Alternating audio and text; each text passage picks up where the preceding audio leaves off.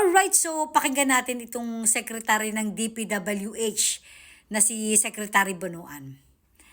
Kayo na humusga kung dapat ba nating paniwalaan si Secretary. Alright.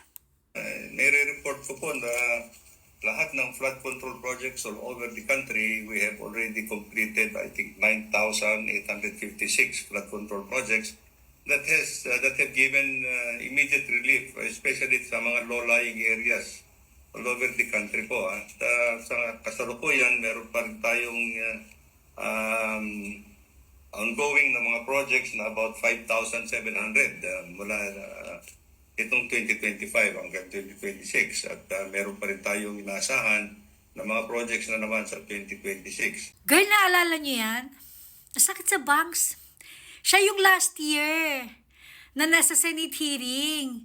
Siya yung nag-reveal na walang flood control project, walang pondo, walang konkretong plano, ganun.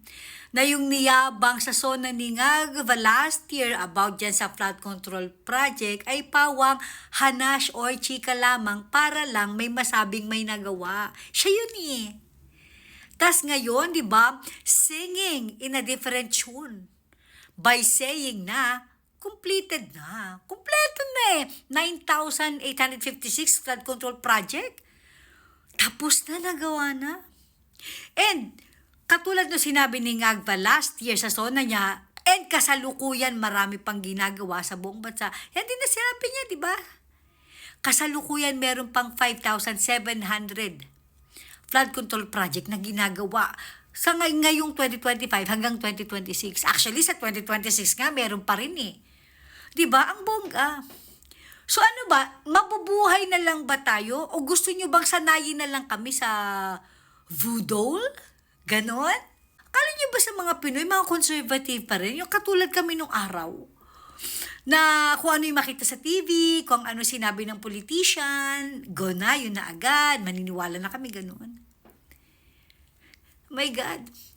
Nakita natin kung anong kalamidad na pinagdaanan ng Pilipinas na hanggang ngayon pinagdadaanan pa. Nakita naman natin lubog sa baha. Halos buong Metro Manila. Ganun din sa iba't ibang probinsya. Tapos you have the nerve. Hindi ko alam kung saan ka kumuha ng couple fezlak para i-chika na 9,856 flood control project tapos na. Kailan sinimulan yan?